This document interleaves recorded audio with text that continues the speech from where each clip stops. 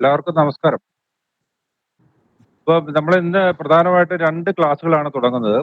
ഒന്ന് അടിസ്ഥാന ജ്യോതിഷത്തിന്റെ ഒരു ക്ലാസ്സും, അതുപോലെ തന്നെ പിന്നെ പ്രശ്നം മുഹൂർത്തം എന്നുള്ള 1 വർഷത്തേക്കുള്ള ഒരു ക്ലാസ്സും. ഇത് രണ്ടുമാണ് ക്ലാസ്സുകളാണ് ഇന്ന് ആരംഭിക്കുന്നത്. ഇപ്പൊ നമ്മള് ഇവിടെ ഏകദേശം ഒരു 6-7 വർഷമായി ഈ സ്ഥാപനം തുടങ്ങിയിട്ട് നമ്മൾ ഓൺലൈനിലാണ് ഇപ്പൊ കൂടുതലായിട്ട് ക്ലാസ്സുകൾ ചെയ്യുന്നത്. കാര്യം കേരളത്തിന് വെളിയിലും ഉള്ള എല്ലാ പല സ്ഥലങ്ങളിലും ഇരുന്ന് എല്ലാവർക്കും പങ്കെടുക്കാൻ പറ്റുന്ന ഒരു കാര്യമായതുകൊണ്ട് എല്ലാവർക്കും അതിനോട് താല്പര്യമുണ്ട്. അതുകൊണ്ട് കൂടുതലും നമ്മളിപ്പോൾ ഓൺലൈനായിട്ടാണ് ക്ലാസ്സുകൾ ചെയ്യുന്നത്. ഇപ്പൊ ഇന്ന് ഈ ക്ലാസ്സിലേക്ക് വന്നിട്ടുള്ള എല്ലാവരും ഞാൻ സ്വാഗതം ചെയ്യുകയാണ്. നമുക്ക് പ്രധാനമായിട്ടൊരു ക്ലാസ് പ്രശ്ന മുഹൂർത്തം ക്ലാസ് എടുക്കുന്നത് ഒരു മോഹൻ സാറാണ്. പിന്നെ അതുപോലെ തന്നെ അടിസ്ഥാന ജ്യോതിഷ ക്ലാസ് എടുക്കുന്നത് പ്രസന്നകുമാരൻ നായർ സാറാണ്. രണ്ടുപേരും നിങ്ങളുടെ ക്ലാസ് സംസാരിക്കും. ഇന്ന് നമ്മളൊരു ഇൻട്രൊഡക്ഷൻ ക്ലാസ് ആണ്. ഈ ഇൻട്രൊഡക്ഷൻ ക്ലാസ്സിന് ശേഷം ഇതിനകത്ത് ആക്ച്വലി 2 ഗ്രൂപ്പുകാരുണ്ട്. എന്ന് വെച്ചാൽ പ്രശ്നം പഠിക്കാനായിട്ട് വന്നിട്ടുള്ളവരുണ്ട്, അതുപോലെ തന്നെ അടിസ്ഥാന ജ്യോതിഷം പഠിക്കാനായിട്ട് വന്നിട്ടുള്ളവരും ഉണ്ട്. എല്ലാവരും മൈക്കൊക്കെ ഓഫ് ചെയ്ത് വെക്കണം, അല്ലെങ്കിൽ സംസാരിക്കുമ്പം. അപ്പം അതുകൊണ്ട് 2 ക്ലാസ്സിന്റെ അധ്യാപകരെ നിങ്ങളോട് അതിനെപ്പറ്റിയൊക്കെ വിശദീകരിക്കും. ഇന്നത്തെ ക്ലാസ്സിന് ശേഷം നമ്മൾ വ്യത്യസ്തമായ ഗ്രൂപ്പുകളിലേക്ക് മാറ്റിയിട്ട് ആയിരിക്കും ക്ലാസ്സുകൾ നടത്തുന്നത്. വ്യത്യസ്ത ദിവസങ്ങളിലും ആയിരിക്കും. നിങ്ങളുടെ സിലബസിനനുസരിച്ചുള്ള പഠനങ്ങൾ അടുത്ത ക്ലാസ് തൊട്ടായിരിക്കും ആരംഭിക്കുന്നത്. ഇന്നൊരു ഇൻട്രൊഡക്ഷൻ ക്ലാസ് ആണ്. ഇന്നൊരു നല്ല മുഹൂർത്തം നോക്കി നമ്മൾ ക്ലാസ്സുകൾ തുടങ്ങി വെക്കുകയാണ്. ഇപ്പൊ ക്ലാസ് തുടങ്ങുന്നതിന് മുമ്പായിട്ട് നമുക്ക് ഒരു പ്രാർത്ഥനാ സോങ് ഇടാം. നമ്മുടെ പ്രാർത്ഥനയോടുകൂടി നമുക്ക് ആരംഭിക്കാം. അതിനുശേഷം മോഹൻ സാർ നിങ്ങളോട് സംസാരിക്കും. മൂർത്തിത്വേ പരികൽപ്പിതശശഭൃതോ വർത്മാ പുനർജന്മനാമാത്മേത്യാത്മവിദാം ക്രതുശ്ച യജതാം ഭർത്താമരജ്യോതിഷാം ലോകാനാം പ്രളയോദയസ്ഥിതി വിഭുശ്ചാനേകധായഃ ശ്രുതൗ വാചന്നഃ സദദാത്വനേകകിരണസ്ത്രൈലോക്യദീപോ രവിഃ. മോഹൻ സാർ ക്ലാസ് തുടങ്ങാം സാർ. ശരി, ഓക്കെ. ജ്യോതിഷം ക്ലാസ്സിൽ പങ്കെടുത്തിട്ടുള്ള എല്ലാവർക്കും സ്വാഗതം. എൻ്റെ പേര് മോഹനൻ എന്നാണ്. പ്രശ്ന ക്ലാസ്സിൽ വന്നിട്ടുള്ളവർക്ക് അറിയാം, നേരത്തെ വന്നിട്ടുള്ളവർക്ക് അറിയാം. പുതിയ ക്ലാസ്സിൽ വന്നിട്ടുള്ളവർക്കാണ് പരിചയമില്ലാത്തത്. ജ്യോതിഷം ഫീൽഡിൽ പഠിച്ചതിന് ശേഷം ഒരു 20 വർഷം കൊണ്ട് പ്രാക്ടീസ് ഫീൽഡിലുണ്ട്. ഒരു സർക്കാർ ജോലിയൊക്കെ ഉണ്ടായിരുന്നു, അവിടെ നിന്ന് റിട്ടയറായി. ജ്യോതിഷത്തിൽ ആവശ്യത്തിനുള്ള ക്വാളിഫിക്കേഷൻ ഉണ്ട്. പ്രാക്ടീസ് മാത്രമല്ല, ജ്യോതിഷത്തിൻ്റെ എല്ലാ മേഖലകളിലും പ്രാക്ടീസ് ചെയ്യുന്നുണ്ട്. ഒരു PhD വാങ്ങിയിട്ടുണ്ട്. കൂടുതലും പ്രശ്ന ക്ലാസ്സുകളാണ് കൈകാര്യം ചെയ്യുന്നത്. ജ്യോതിഷം എന്ന് പറയുമ്പോൾ എല്ലാവരും പറയുന്നുണ്ട് ജ്യോതിഷം ശാസ്ത്രമാണ് എന്ന് പറയുന്നുണ്ട്. നിങ്ങൾക്ക് ജ്യോതിഷത്തിന്, അടിസ്ഥാന ജ്യോതിഷത്തിനെ കുറിച്ച് ഭംഗിയായിട്ട് പ്രസന്നകുമാർ സാർ സംസാരിക്കും. ഞാൻ അടിസ്ഥാന ജ്യോതിഷത്തിനെ പറ്റി ഒന്ന് തുടങ്ങി വെച്ചിട്ട് ബാക്കി പ്രശ്നത്തിനെ കുറിച്ച് സംസാരിക്കും. അപ്പോൾ ശാസ്ത്രം എന്ന് പറയുമ്പോൾ അതിനൊരു നിർവചനം വേണം. അതാണ് നമ്മൾ ഫിസിക്സ് ആയാലും കെമിസ്ട്രി ആയാലും മാത്തമാറ്റിക്സ് ആയാലും അതിനൊരു നിർവചനവും വേണം, തെളിയിക്കപ്പെടുകയും വേണം. അതാണ് ശാസ്ത്രം എന്ന് പറയുന്നത്. അല്ലെങ്കിൽ ശാസ്ത്രം എന്ന് പറയില്ല. ഇവിടെ നമ്മൾ കുറെ പ്രമാണങ്ങൾ, വരാഹമിഹിര ആചാര്യൻ എഴുതിയതും മറ്റ് പല ആചാര്യന്മാർ എഴുതിയതും കുറെ പ്രമാണങ്ങളുണ്ട്, അല്ലെങ്കിൽ ശ്ലോകങ്ങളുണ്ട്. അത് നമ്മുടെ പ്രാക്ടീസിലൂടെ തെളിയിക്കപ്പെട്ടിട്ടുമുണ്ട്. നമ്മൾ പല പ്രവചനത്തിലൂടെ ജ്യോതിഷത്തിന്റെ നിർവചനം അല്ലെങ്കിൽ ശ്ലോകത്തിന്റെ ബേസിൽ നിന്നുകൊണ്ട് നമ്മുടെ ഫലം പറയുന്നു, അങ്ങനെ തെളിയിക്കപ്പെട്ടിട്ടുണ്ട്. അതുകൊണ്ട് ജ്യോതിഷം ഒരു ശാസ്ത്രം തന്നെയാണ്. അപ്പോൾ ജ്യോതിഷത്തിൽ പറയുമ്പോൾ നമ്മൾ ജ്യോതിഷികളല്ലാത്തവർക്കും ഇതുവരെ പഠിക്കാത്തവർക്കും കുറച്ച് കാര്യങ്ങളൊക്കെ അറിയാം. അവരവരെ നക്ഷത്രം എന്തെന്ന് ചോദിച്ചാൽ അറിയാം, പറയാനറിയാം. രാശി ചോദിച്ചാൽ പറയാനറിയാം. പിന്നെ ശനിയെക്കുറിച്ചും ചൊവ്വയെക്കുറിച്ചും വ്യാഴത്തിനെ കുറിച്ചും ഒക്കെ ഉള്ള അറിവ്, ചെറിയ അറിവ് എല്ലാ പേർക്കും ഉണ്ട്. ഇപ്പോൾ ജ്യോതിഷത്തിൽ നമ്മൾ പ്രധാനമായിട്ട് 9 ഗ്രഹങ്ങളെ പറയും. അതിൻ്റെ ഡീറ്റെയിൽസ് പ്രസന്നകുമാർ സാർ പറയും. 9 ഗ്രഹം എന്ന് പറഞ്ഞു കഴിയുമ്പോൾ സൂര്യൻ മുതലായ ശനി വരെയുള്ള 9 ഗ്രഹങ്ങൾ, സൂര്യൻ ഗ്രഹങ്ങളല്ല, സൂര്യനും ചന്ദ്രനും ഗ്രഹം എന്നുള്ള അർത്ഥത്തിലല്ല, നമ്മളെ സ്വാധീനിക്കുന്നവരെന്നുള്ള അർത്ഥമാണ്. പിന്നെ രാഹു കേതുക്കൾ അവർ ഗ്രഹങ്ങളല്ല, ഛായാഗ്രഹങ്ങൾ അല്ലെങ്കിൽ തമോ ഗ്രഹങ്ങൾ എന്നൊക്കെ പറയും, പിന്നെ ഷാഡോ പ്ലാനറ്റ്. അത് കഴിഞ്ഞിട്ട് ഭൂമിയെ 12 രാശിയായിട്ട് ഡിവൈഡ് ചെയ്ത് 12 രാശിയുടെ പേരും 12 ഭാവങ്ങൾ, 9 ഗ്രഹങ്ങൾ, 12 രാശിയും 12 ഭാവങ്ങളും, പിന്നെ 27 നക്ഷത്രം, ഇതിൻ്റെയൊക്കെ അടിസ്ഥാനപ്പെടുത്തി ഇതെല്ലാം കൂടി ചേർത്ത് കൂട്ടി ഇണക്കി നമ്മൾ ഇതിൻ്റെ റൂൾസ് ഒക്കെ പഠിക്കും. പഠിച്ചിട്ട് ആ റൂൾസിൻ്റെ പുറത്ത് നിന്നുകൊണ്ടാണ് നമ്മൾ ഫലം പ്രവചിക്കുന്നത്, അല്ലാതെ വെറുതെ ചുമ്മാ തോന്നും പോലെ പറയുന്നതല്ല. അതുകൊണ്ടാണ് ഇതിനെ ശാസ്ത്രം എന്ന് പറയുന്നത്. ഇപ്പോൾ ഉദാഹരണത്തിന് പറഞ്ഞു കഴിഞ്ഞാൽ നമ്മുടെ ഏറ്റവും പ്രധാനപ്പെട്ട പ്ലാനറ്റ് സൂര്യനാണ്. സൂര്യനാണ് പ്രപഞ്ചത്തിലെ, അല്ലെങ്കിൽ നമ്മൾ എന്ത് ചെയ്യുക, സൂര്യനെയാണ് മറ്റ് പ്ലാനറ്റ്സ് എല്ലാം ചുറ്റി വരുന്നു, സൂര്യനാണ് ഏറ്റവും പ്രധാനം. ഇതിൽ പറയുമ്പോൾ ഓരോ ഗ്രഹവും ചെയ്യുന്ന ജോലി, ഓരോ ജോലി ഏർപ്പെടുത്തിയിട്ടുണ്ട്. അതിനെ നമ്മുടെ കാരകത്വം എന്ന് പറയും. കാരകത്വം, സൂര്യൻ എന്തൊക്കെ കാരകത്വം, സൂര്യനെ കൊണ്ട് എന്തൊക്കെ ചിന്തിക്കാം, അല്ലെങ്കിൽ സൂര്യൻ എന്തിനെയൊക്കെ സൃഷ്ടിക്കുന്നു, എന്തൊക്കെ ചിന്തിക്കാം എന്നുള്ളതാണ് അതിൻ്റെ കാരകത്വം, സിഗ്നിഫിക്കൻസ് എന്ന് പറയുന്നത്. സൂര്യൻ പിതാവിൻ്റെ കാരകത്വമാണ് ആദ്യം പറയുന്നത്. പിന്നെ ദേവന്മാർ വരുമ്പോൾ ശിവന്റെ കാരകത്വം പറയുന്നുണ്ട്. ഏറ്റവും പ്രധാനം ആത്മാവിൻ്റെ കാരകത്വം സൂര്യനാണ്, ആത്മാവ് അല്ലെങ്കിൽ ജീവൻ. ഇപ്പോ എളുപ്പത്തിൽ പറഞ്ഞാൽ സൂര്യന് ജീവന്റെ കാരകത്വം എന്ന് പറയുമ്പോൾ സൂര്യന്റെ പ്രഭാവമില്ലാത്ത ഒരു ജീവജാലവും ഈ പ്രപഞ്ചത്തിലില്ല. ഫോട്ടോസിന്തസിസ്, ആ ഫോട്ടോസിന്തസിസ് പ്രകാരമാണ് സസ്യങ്ങൾ എന്ത് ചെയ്യുന്നത്, ആഹാരം പാചകം ചെയ്യുന്നു. സസ്യങ്ങളെ നമ്മളും മൃഗങ്ങളും കഴിക്കുന്നു, നമ്മൾ സസ്യങ്ങളെയും മൃഗങ്ങളെയും നമ്മൾ കഴിക്കുന്നു. അപ്പോൾ നമ്മുടെ എല്ലാവരുടെ ശരീരത്തും സൂര്യന്റെ പ്രഭാവമുണ്ട്. ആ സൂര്യനെ നമ്മൾ ജീവനായിട്ട് കണക്കാക്കുന്നു. എന്താണ് തെറ്റ്? സൂര്യനെ പിതാവായിട്ട് കണക്കാക്കുന്നു. പ്ലാനറ്റ്സിലെ ഏറ്റവും തീക്ഷ്ണത കൂടിയതും ഏറ്റവും ശക്തി പ്രഭാവം അല്ലെങ്കിൽ പ്രകാശ കിരണങ്ങളും ചൂടും പ്രകാശവും കൂടിയത് സൂര്യൻ. ദേവന്മാരിലെ ഏറ്റവും കൂടുതൽ തീക്ഷ്ണത ഉള്ളത് ശിവന് കൊടുത്തിട്ടുണ്ട്. അപ്പോൾ അതിനൊക്കെ ഒരു ലോജിക്കുണ്ട്. സൂര്യനെ കൊണ്ട് ശിവനെ ചിന്തിക്കുന്നു. ഇനി ബുധനാണെങ്കിൽ ബുധൻ വന്നിട്ട് തമാശയുടെയും കളിയുടെയും വാചാലതയുടെയും വിദ്യാഭ്യാസത്തിന്റെ ആളാണ് ബുധൻ എന്നാണ് നമ്മൾ കണക്കാക്കിയിട്ടുള്ളത്. ആ ബുധനെ വിഷ്ണുവിന് കൊടുത്തിട്ടുണ്ട്. വിഷ്ണു അവതാരങ്ങൾക്ക് കൊടുത്തിട്ടുണ്ട്. വിഷ്ണുവിന്റെ സ്വഭാവം അറിയാലോ, ശ്രീകൃഷ്ണന്റെ സ്വഭാവം അറിയാമല്ലോ. ഒരു പിണക്കമോ വഴക്കോ ദേഷ്യഭാവമോ ഒന്നുമില്ല. ചിരികളി തമാശയിലൂടെ കാര്യം നടത്തുക, അത് കറക്റ്റാ കൊടുത്തിട്ടുണ്ട്. ഇനി നിങ്ങളെല്ലാവരും പറയുന്നു, നമ്മളെല്ലാം പറഞ്ഞ ചൊവ്വ ക്രൂര സ്വഭാവമുള്ളതാണ്. ചൊവ്വയെ ഭദ്രകാളിക്ക് കൊടുത്തിട്ടുണ്ട്, ചാമുണ്ടിക്ക് കൊടുത്തിട്ടുണ്ട്, ഭദ്രേശ്വരി ഇങ്ങനെയുള്ള ക്രൂരദേവന്മാർക്ക് കൊടുത്തിട്ടുണ്ട്. ചൊവ്വയെ കൊണ്ട് സഹോദരത്തിന് കൊടുത്തിട്ടുണ്ട്. ഇനി വന്നിട്ട് ഈ ഗ്രഹങ്ങൾക്ക് കാരകത്വം കൊടുക്കുമ്പോൾ സൂര്യൻ രാജാവാണ്, ചന്ദ്രൻ രാജ്ഞി. സൂര്യൻ വന്നിട്ട് വരുന്നത് പിന്നെ ജീവന്റെ കാരകത്വവും ചന്ദ്രൻ മനസ്സിന്റെ കാരകത്വവും.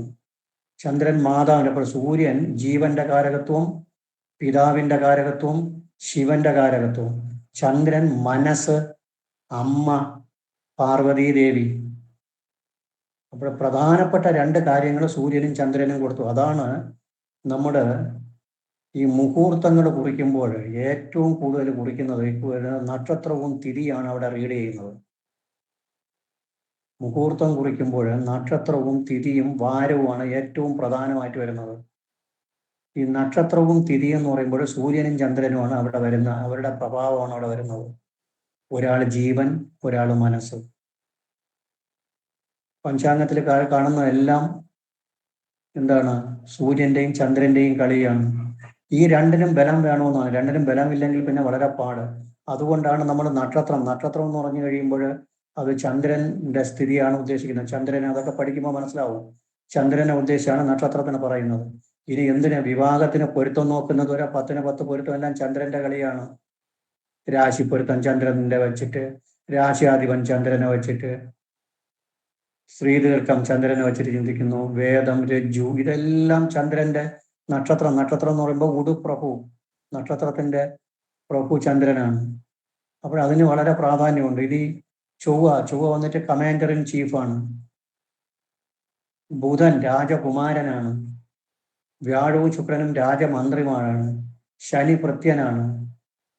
ഇങ്ങനെ ഓരോരുത്തർക്കും ഓരോ കാര്യം കൂടിയുണ്ട്. അപ്പോൾ നമ്മുടെ അടുത്ത് ഒരാൾ ചോദിക്കുകയാണ്, എൻ്റെ അമ്മയ്ക്ക് ഇപ്പോഴെങ്ങനെ കൊള്ളാമോ എന്ന് ചോദിച്ചാൽ ഉടൻ അദ്ദേഹം അതുമായിട്ട് ബന്ധപ്പെട്ടത് 4-ാം ഭാവം എന്ന് പറയും.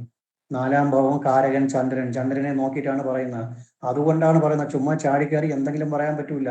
നമ്മൾ ഒരു ചോദ്യം ചോദിച്ച ഉടൻ നമ്മളെ മനസ്സിനകത്ത് പെട്ടെന്ന് ക്ലിക്കാവും. ചോദിച്ച ചോദ്യം 4-ാം ഭാവ സംബന്ധമായതാണ്. അപ്പോൾ 4-ാം ഭാവത്തിൽ നോക്കും, 4-ാം ഭാവാധിപനെ നോക്കും. അതോടൊപ്പം തന്നെ എന്ത് ചെയ്യും, ചന്ദ്രനാണ് കാരകൻ, ചന്ദ്രൻ നോക്കി. ഇത്രയും നോക്കുമ്പോൾ നമുക്ക് മനസ്സിലാവും. അത് സിമ്പിളായിട്ട് നമ്മൾ പഠിപ്പിക്കുകയും ചെയ്യും. വളരെ മനസ്സിലാവത്തക്ക ഭാഷയിൽ പഠിപ്പിച്ച് മനസ്സിലാക്കി തരും. അപ്പോൾ ഇങ്ങനെയൊക്കെ പറയുന്നത് കൊണ്ടാണ് അതിനെ നമ്മൾ എന്ത് പറയുന്നത്, ശാസ്ത്രം എന്ന് പറയുന്നത്. അല്ലെങ്കിൽ ശാസ്ത്രം എന്ന് ആരും പറയൂല. പിന്നെ ആക്ഷേപിക്കുന്നവരുണ്ട്, അത് കാര്യം അറിഞ്ഞുകൂടാതെ ആക്ഷേപിക്കുന്നവരുണ്ട്. കാര്യം നമുക്ക് പറയാനുള്ളത്, നമ്മൾ ഒരു കാര്യത്തിനെ കുറിച്ച് വിമർശിക്കണമെങ്കിൽ ആ കാര്യത്തിനെ പഠിക്കണം. ജ്യോതിഷം പഠിച്ചിട്ട് അതിനെ വിമർശിച്ചാൽ നമ്മൾ അംഗീകരിക്കണം. അല്ലാത്തവരെ നമ്മളും അംഗീകരിക്കാൻ പോകരുത്. നമ്മൾ അംഗീകരിക്കാത്തവരെ നമ്മളും അംഗീകരിക്കണ്ട. അത്രയേ ഉള്ളൂ. ഒരു കാര്യം പഠിച്ച് മനസ്സിലാക്കാതെ ആക്ഷേപിക്കുന്നവരെ നമ്മളൊന്നും പറയാനില്ല. ഇതാണ് അതിന്റെ പ്രത്യേകത. പിന്നെ ബാക്കി ഇനി സാറ് സംസാരിക്കും. ഞാൻ ഇനി പറയാനുള്ളത് പ്രശ്നത്തിനെ കുറിച്ചാണ്. ഞാൻ എടുക്കാൻ പോകുന്ന പ്രശ്നമാണ്. അപ്പോൾ പ്രശ്നം എന്ന് പറയുന്നത് കൂടുതലും കേരളത്താണ്. കേരള അസ്ട്രോളജി എന്നാണ് അതിന് പറയാറുള്ളത് തന്നെ. എന്നാൽ ഇപ്പോൾ മറ്റ് സ്റ്റേറ്റുകളിലൊക്കെ വന്നിട്ടുണ്ട്. മറ്റ് സ്റ്റേറ്റുകളിൽ വന്നിട്ടുണ്ടെന്ന് പറഞ്ഞു കഴിഞ്ഞാൽ ഒരു ചെറിയൊരു കാര്യം ഇതിൻ്റെ ഇടയ്ക്ക് പറഞ്ഞുകൊണ്ട്, ഞാനൊരു യൂണിവേഴ്സിറ്റിയിലെ ഒരു റിസർച്ച് ഗൈഡാണ്. അവിടെ എനിക്ക് വാല്യുവേഷന് വേണ്ടി അയച്ചു തന്നത് ദേവപ്രശ്നത്തിൻ്റെ തമിഴ് ആണ് അയച്ചു തന്നത്. തമിഴിൽ ഒരാൾ തയ്യാറാക്കിയ തീസിസ്. അത് നോക്കിക്കഴിഞ്ഞാൽ നമ്മൾ അതിശയിച്ചു പോകും. നമ്മുടെ മലയാള ബുക്കിനേക്കാൾ വളരെ ഭംഗിയായിട്ട് തമിഴിൽ എഴുതിയിട്ടുണ്ട്. അപ്പോൾ ഈ കാണുന്ന പ്രശ്നമാർഗവും ദേവപ്രശ്നത്തിന്റെ ബുക്കിനെയൊക്കെ തമിഴിൽ എഴുതിയിട്ടുണ്ടെന്ന് അർത്ഥം. എഴുതിയിട്ടില്ലെങ്കിൽ ഇദ്ദേഹം എങ്ങനെയാണ്, എന്നിട്ട് റീഡ് ചെയ്തിട്ടുണ്ട്, ഇന്ന ബുക്കിന് എടുത്തിട്ടുണ്ട്, ഇന്ന ബുക്കിന് എടുത്തിട്ടുണ്ട് എന്ന് പറഞ്ഞ് റീഡ് ചെയ്തിട്ടുണ്ട്. ഒന്നുകിൽ അദ്ദേഹം മലയാളത്തിനെ നോക്കിയിട്ട് തമിഴ് വേർഡ്സ് എല്ലാം തമിഴിൽ അതിന്റെ ട്രാൻസ്ലേഷൻ പറയുന്ന വാക്കുകൾ, തർജ്ജമയിലുള്ള വാക്കുകളൊക്കെ വളരെ വിശേഷമായിട്ടുള്ള വാക്കുകൾ ചെയ്തിട്ടുണ്ട്. അപ്പോൾ നമ്മുടെ വകയല്ല, ഇത് വളരെ ഡെവലപ്പ് ചെയ്തുകൊണ്ടിരിക്കുകയാണ്. നമ്മൾ അറിയാതെ ഇത് ഡെവലപ്പ് ചെയ്തുകൊണ്ടിരിക്കുകയാണ്. നമ്മൾ അറിയുന്നില്ല. ഇപ്പം നമ്മുടെ വക എന്നാണ് നമ്മൾ കണക്കാക്കുന്നത്. യൂണിവേഴ്സിറ്റി ലെവലിൽ ഇപ്പം കോഴ്സുകൾ PhD ഇഷ്ടംപോലെ യൂണിവേഴ്സിറ്റികളിലുണ്ട്. നമ്മൾ ഉദ്ദേശിക്കുന്നത് പോലെ അല്ല. യൂണിവേഴ്സിറ്റി കോഴ്സുകളിൽ MA ഉണ്ട്, MPhil ഉണ്ട്, PhD ഉണ്ട്, പിന്നെ ഡിപ്ലോമ കോഴ്സ് ഉണ്ട്, BA ഉണ്ട്, എല്ലാം ഉണ്ട്. ഒരുപാട് യൂണിവേഴ്സിറ്റികൾ വന്നിട്ടുണ്ട്. അതുകൊണ്ട് നമ്മുടെ വക മാത്രമല്ല, അങ്ങനെ നമ്മൾ ഒരിക്കലും അഹങ്കരിക്കരുത്. ഇത് വളരെ ഡെവലപ്പായിട്ടുണ്ട്. ഈ പ്രശ്നം എന്ന് പറഞ്ഞു കഴിഞ്ഞാൽ അതിന്റെ പ്രത്യേകത എന്തെന്ന് പറഞ്ഞുതരാം. പ്രശ്നത്തിന് നിങ്ങൾ ചോദിക്കും, ജാതകം എന്തിന് ഇരിക്കുമ്പോൾ പിന്നെ എന്തിനു പ്രശ്നം വയ്ക്കണേ എന്നൊരു ചോദ്യം വരും.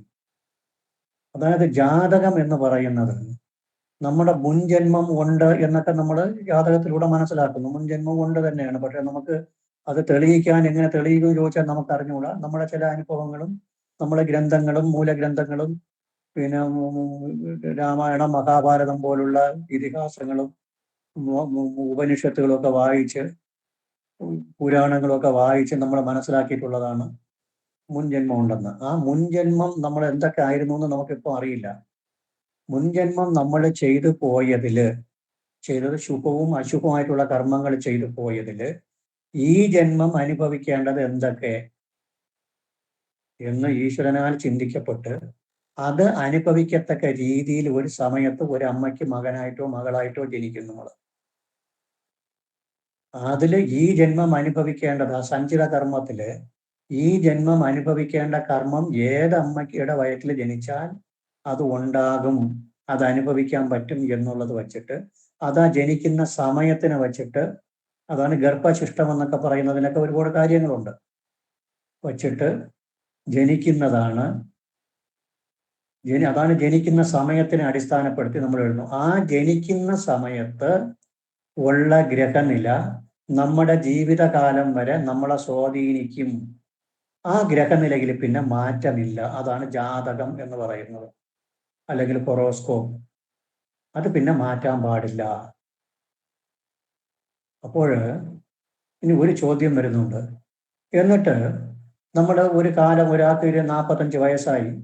അപ്പോൾ അദ്ദേഹം ചോദിക്കുകയാണ്, എനിക്ക് എൻ്റെ 45 വയസ്സായ ഒരു സ്ത്രീ ചോദിക്കുകയാണ്, എൻ്റെ കൊച്ചിന് 22, 23 വയസ്സായി, ഇപ്പോൾ മാരേജ് നടക്കുമോ, എൻ്റെ ജാതകം നോക്കി പറയാൻ പറ്റുമോ എന്ന് ചോദിക്കുകയാണ്.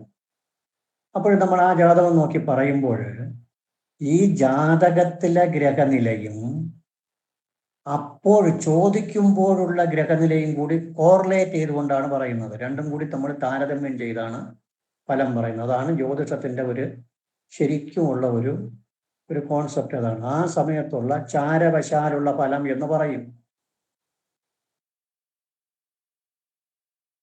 അപ്പോൾ ജാതകം എന്ന് പറയുന്നത്, ഒന്നുകൂടെ പറയുന്നത്, ജനിച്ച സമയത്തുള്ള ഗ്രഹനില, അതിൽ ജനിക്കുന്നത് വരെയുള്ള ഫലമേ അതിനകത്ത് ഉള്ളൂ എന്നാണ്. എങ്കിലും നമുക്ക് നമ്മുടെ ഭാവിയിൽ വരുന്ന കാര്യങ്ങൾ ഇതിനെയും കൂടി കോറിലേറ്റ് ചെയ്തുകൊണ്ട് പറയുമ്പോൾ ശരിയാകും. എന്നാൽ ജനിച്ചതിന് ശേഷമുള്ള ഫലങ്ങളൊന്നും ആ ജാതകത്തിൽ കിട്ടൂല എന്നുള്ളത് നമുക്ക് മനസ്സിലാക്കാം. ജനിച്ചതിന് ശേഷമുള്ള കാര്യം എങ്ങനെ അതിനകത്ത് നിന്ന് കിട്ടുന്നത്? അതിനെ ഒരാൾ വരുമ്പോൾ, ജാതകം നോക്കാൻ വരുമ്പോൾ, നമ്മൾ ആ സമയത്തുള്ള ഗ്രഹനിലയും കൂടി എടുക്കുന്നതിന് പകരമാണ് പ്രശ്നം വയ്ക്കുന്നത്. പ്രശ്നത്തിൽ കിട്ടുന്നത് ഈ ജന്മം ചെയ്തു പോയ ഫലമാണ് ജാതകത്തിൽ പ്രശ്നത്തിൽ കിട്ടുന്നത്.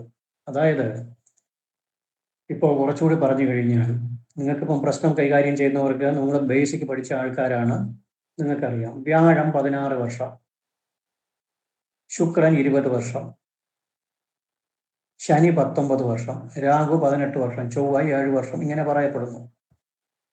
ശുക്രൻ ഉച്ചത്തിൽ നിൽക്കുകയാണ്, മീനൻ രാശിയിൽ ശുക്രൻ നിൽക്കുകയാണ്. ആ ശുക്രന്റെ ദശ വരുമ്പോൾ ഈ 20 വർഷവും നമുക്ക് സുഖഫലം ഉണ്ടാകുമോ? ശുക്രൻ ഉച്ചത്തിൽ നിൽക്കുകയില്ല, നല്ല ഭാവത്തിൽ നിൽക്കുകയാണ്, 9ൽ നിൽക്കുകയാണ്, അല്ലെങ്കിൽ 10ൽ നിൽക്കുകയാണ്, അല്ലെങ്കിൽ ലഗ്നത്തിൽ നിൽക്കുകയാണ്, നല്ല സ്ഥാനത്ത് ഉച്ചമാകുമ്പോൾ പിന്നെ കുഴപ്പമുണ്ടെന്നുണ്ടായിരിക്കുകയാണ്. അപ്പോൾ ആ ദശ വരുമ്പോൾ ഈ 20 വർഷവും സുഖമായിരിക്കുമോ? 20 വർഷം നമ്മൾ സൂക്ഷിക്കുമോ? ഒരു ഘട്ടവും നമുക്ക് ഉണ്ടാവൂലേ? അമ്മയുടെ കാര്യം അറിയണം, അച്ഛൻ്റെ കാര്യം വരണം, സഹോദരങ്ങളുടെ കാര്യം, നമ്മുടെ ജോലിക്കാര്യം, നമ്മുടെ സന്താനങ്ങളുടെ കാര്യം, നമ്മുടെ വിദ്യാഭ്യാസം, നമ്മുടെ ആരോഗ്യം, ഇതെല്ലാം നന്നായിരിക്കുമോ? ഇനി അടുത്തൊരു ചോദ്യം. ശനി 19 വർഷം, ശനി മോശമായ സ്ഥലത്ത് നിൽക്കുകയാണ്. ഈ 19 വർഷവും ശനിയുടെ ദശ വരുന്ന 19 വർഷവും മോശമായിരിക്കുമോ? ഇതൊരു ചോദ്യമാണ്. അങ്ങനെ ഒരിക്കലും വരില്ല.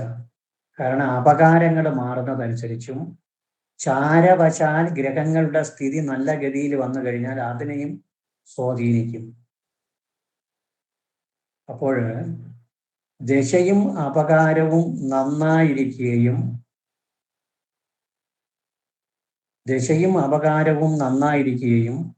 പ്രശ്നം വച്ചപ്പോൾ നല്ല ഫലവും കിട്ടുകയാണെങ്കിൽ അതിൻ്റെ അർത്ഥം എന്താണ്? പ്രശ്നവും, അതായത് ജാതകം നോക്കിയപ്പോൾ നല്ല സമയമാണ്, നിങ്ങൾക്കിപ്പോൾ നല്ല സമയമാണ്, കാര്യങ്ങളൊക്കെ നടക്കും, ഇപ്പോൾ പ്രൊമോഷൻ കിട്ടും, അല്ലെങ്കിൽ സന്താനത്തിന്റെ വിവാഹം ഇപ്പം നടക്കും, സന്താനത്തിന് അഡ്മിഷനോ എന്തെങ്കിലും കിട്ടേണ്ട സമയമാണെന്ന് പറഞ്ഞു. പ്രശ്നം വെച്ചപ്പോഴും അതുപോലെയാണ് കിട്ടിയെങ്കിൽ മുൻജന്മം നമ്മൾ ചെയ്ത സുഹൃതവും ഈ ജന്മം ചെയ്തതും എല്ലാം ഒരുപോലെ തന്നെ. മുൻജന്മത്തിൽ ജാതകത്തിൽ പറയുന്നത് മുൻജന്മ ഫലം അനുസരിച്ചുള്ള ഫലമാണ് ഇപ്പൊ കിട്ടുന്നത്. ഈ ജന്മം ചെയ്തതും മുൻജന്മം ചെയ്തതും ഒരേ ഫലം, നല്ലത് തന്നെ. മുൻജന്മം ചെയ്ത നല്ല ഫലം ഇപ്പോഴനുഭവിക്കുന്നു എന്ന് പറയാം. ഇനി നേരെ മറിച്ച് ജാതകം നന്നായിരിക്കുകയാണ്, നല്ല സമയമാണ് ജാതകപ്രകാരം, പ്രശ്നം മോശമായി എങ്കിലോ, പ്രശ്നവശാൽ മോശമാണ് കാണുന്നത് എങ്കിൽ ഈ ജന്മം നമ്മൾ ചെയ്യുന്ന പ്രവർത്തികൾ ശരിയല്ല എന്നാണ് എൻ്റെ നിഗമനം. മുൻജന്മം അനുസരിച്ച് നല്ലത്, പക്ഷെ ഈ ജന്മം കുറച്ചുകൂടി ഒന്ന് നല്ല കർമ്മങ്ങൾ ചെയ്യണം. അപ്പോൾ നമ്മളെന്ത് ചെയ്യുമെന്ന് ചോദിച്ചാൽ പെട്ടെന്ന് എന്ത് ചെയ്യും? ക്ഷേത്രത്തിൽ അങ്ങനെ പോകുന്നൊക്കെ പോകും. പക്ഷെ അതിലുപരി ദാനകർമ്മങ്ങൾ ചെയ്യാൻ പറയണം. ആൾക്കാരെടുത്ത് പിണങ്ങാനും വഴക്കടിക്കാനും ഒന്നും ഇതൊക്കെ മനസ്സിലാക്കണം. ദാനധർമ്മങ്ങൾ ചെയ്യാൻ പറയുക, ക്ഷേത്ര ദർശനങ്ങൾ നടത്തണം. ക്ഷേത്ര ദർശനം നടത്തുന്നതോടൊപ്പം, അല്ലെങ്കിൽ ക്ഷേത്രത്തിൽ വഴിപാടുകളും ദർശനവും നടത്തുമ്പോൾ അതോടൊപ്പം നമ്മൾ കുറെ ഡൈല്യൂട്ട് ആവും, മനസ്സൊക്കെ ഡൈല്യൂട്ട് ആവും. അതാണ് അതിന്റെ ഉദ്ദേശം. അപ്പോൾ ഇതിനൊക്കെയാണ് നമ്മൾ പ്രശ്നം പഠിക്കുന്നത്. പ്രശ്നം പഠിക്കുമ്പോൾ കുറച്ചുകൂടെ പ്രശ്നത്തിന് വരുന്നത് കുറച്ച് വ്യത്യാസം വരും. ചില കാര്യങ്ങൾ ജാതകത്തിൽ പറയാത്ത ചില പോയിന്റുകൾ കൂടെ ഇതിനകത്ത് ആഡ് ചെയ്ത് വരും, അത്രയേ ഉള്ളൂ. ആഡ് ചെയ്ത് വരികയും അതിനെ നമ്മൾ പ്രവചനം നടത്തുമ്പോൾ ജാതകത്തില് എന്തൊക്കെ ഗ്രന്ഥങ്ങൾ പഠിച്ചോ ആ ഗ്രന്ഥത്തിലുള്ള പ്രവചനം തന്നെയാണ് ഇവിടെ വരുന്നത്. ജാതകം നമ്മൾ പ്രവചനം നടത്തുമ്പോൾ പോരാശാസ്ത്രം ഉപയോഗിക്കും, ജാതകാദേശം ഉപയോഗിക്കും, ഫലദീപിക ഉപയോഗിക്കും, ജാതക ചന്ദ്രിക, ഇങ്ങനെ ഇഷ്ടംപോലെ ഗ്രന്ഥങ്ങൾ വേറെയും ഇഷ്ടംപോലെ ഉണ്ട്. പിന്നെ ജാതക തത്വം ചെറിയൊരു ശ്ലോകമുള്ള ഒരു ബുക്കുണ്ട്.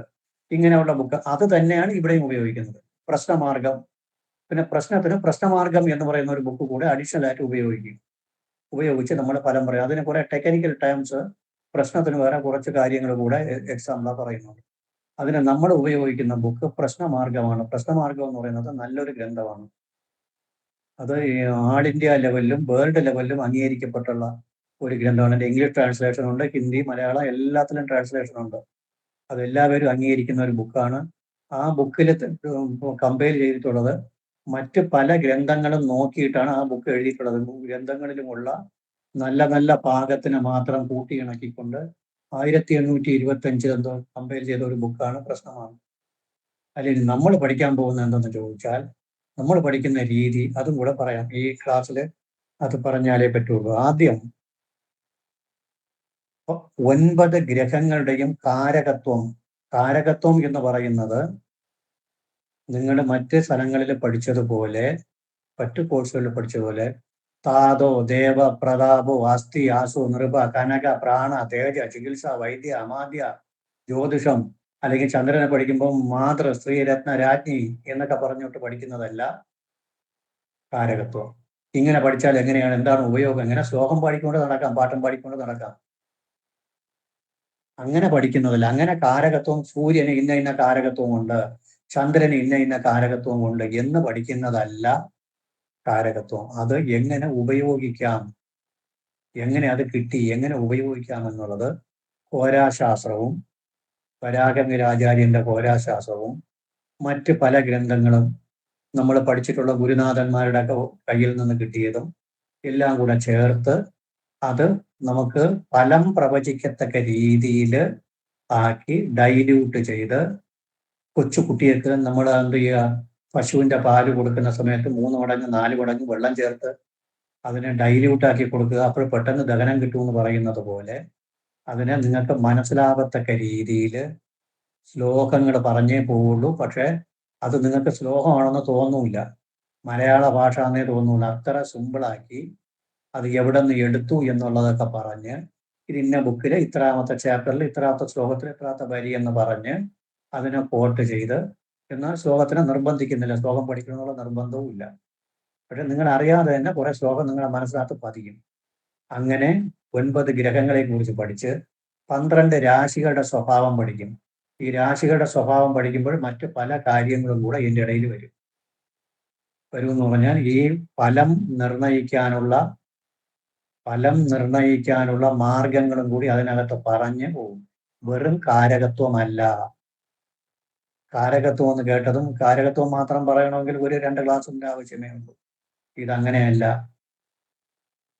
അങ്ങനെ പറഞ്ഞ് പഠിപ്പിച്ചതിന് ശേഷം പാവചിന്ത നടത്താൻ പറഞ്ഞു തരും.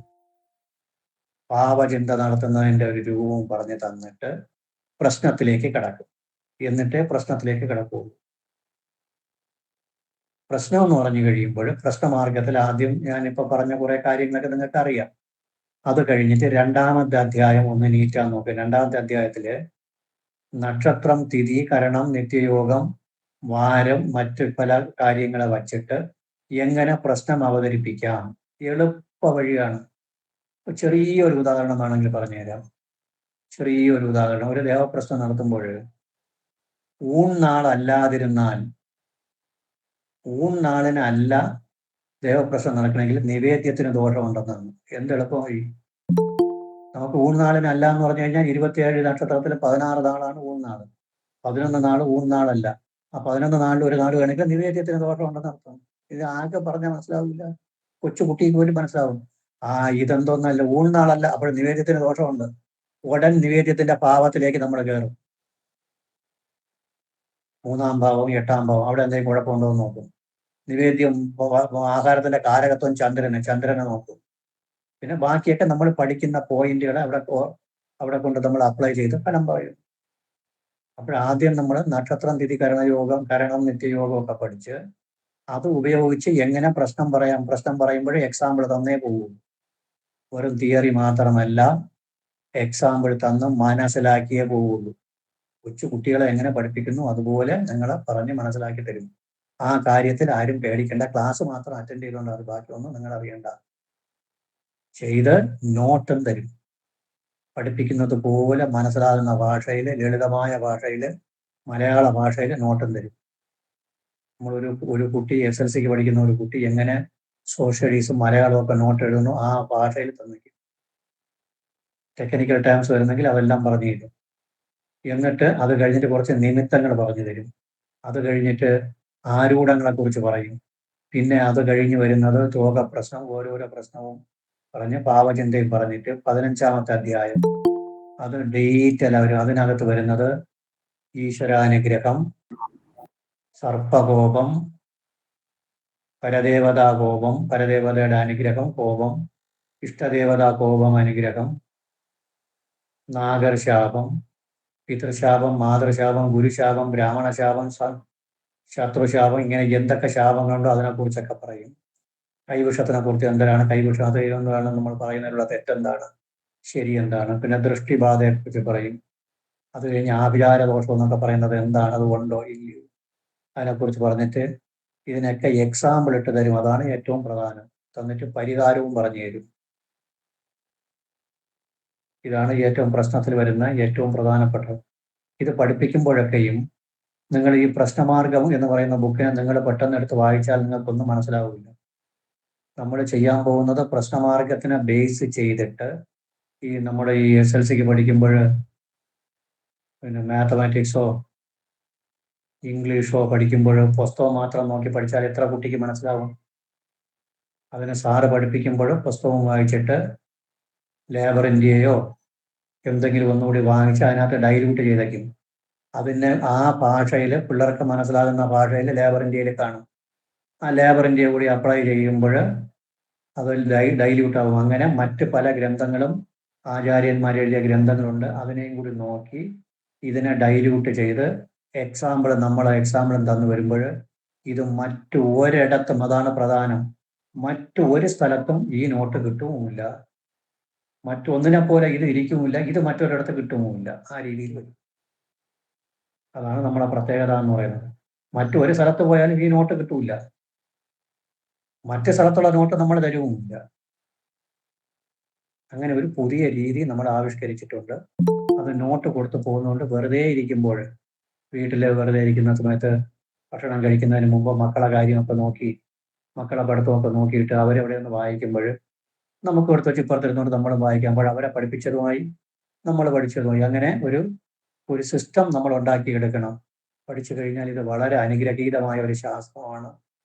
സംശയിക്കേണ്ട. എല്ലാവർക്കും കഴിയുന്നതല്ല.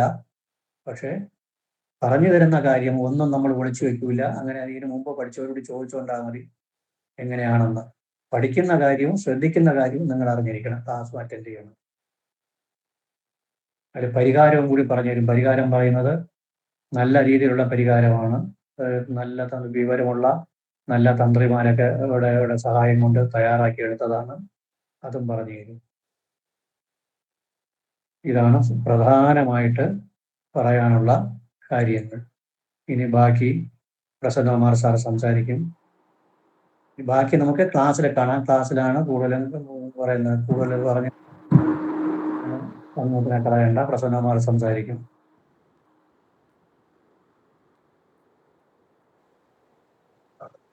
നമുക്ക് ബേസിക് പഠിപ്പിക്കുന്നത് പ്രസന്നകുമാർ സാറാണ്. സാർ ഇപ്പൊ നിങ്ങളോട് സംസാരിക്കാം. എല്ലാവർക്കും നമസ്കാരം. എൻ്റെ പേര് പ്രസന്നകുമാർ എന്നാണ്. ഞാൻ തിരുവനന്തപുരത്താണ്. അപ്പോൾ ഈ ഭാരതീയ ജ്യോതിഷ പഠനശാലയിൽ ഈ ജ്യോതിഷം പഠിക്കാൻ എത്തിയ എല്ലാവർക്കും സ്വാഗതം. അപ്പോൾ മോഹൻ സാർ പറഞ്ഞു എല്ലാവർക്കും അവസരം കിട്ടുന്നതല്ല. അപ്പോൾ ഒരു ഒരാൾ ഗൂഢശാസ്ത്രം പഠിക്കണം എന്ന് താല്പര്യപ്പെട്ട് വരികയാണെങ്കിൽ അത് ആ വ്യക്തിയുടെ ആത്മീയ ജീവിതത്തിലേക്കുള്ള ഒരു വഴിത്തിരിവെന്ന് വേണം പറയാൻ.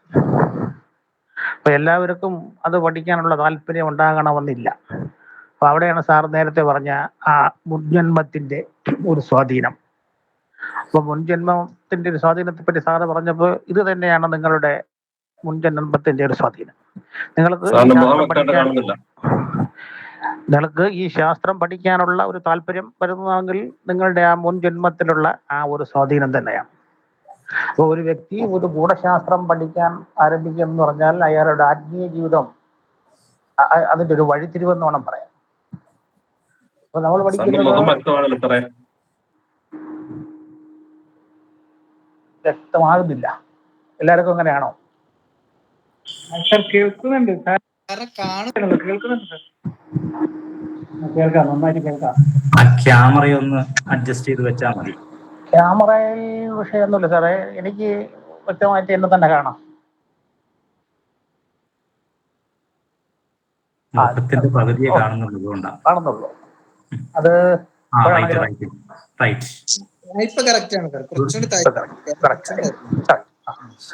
അപ്പോ നമ്മൾ പറഞ്ഞു വന്നത് ഈ ജ്യോതിഷ പഠനം എന്നപ്പം ജ്യോതിഷം എന്ന് പറഞ്ഞാൽ നമ്മൾ പഠിക്കുന്നത് വേദാംഗ ജ്യോതിഷമാണ്. വേദാംഗ ജ്യോതിഷം എന്ന് പറയുമ്പോൾ വേദത്തിന്റെ കണ്ണായിട്ടാണ് ജ്യോതിഷത്തെ പറയുന്നത്.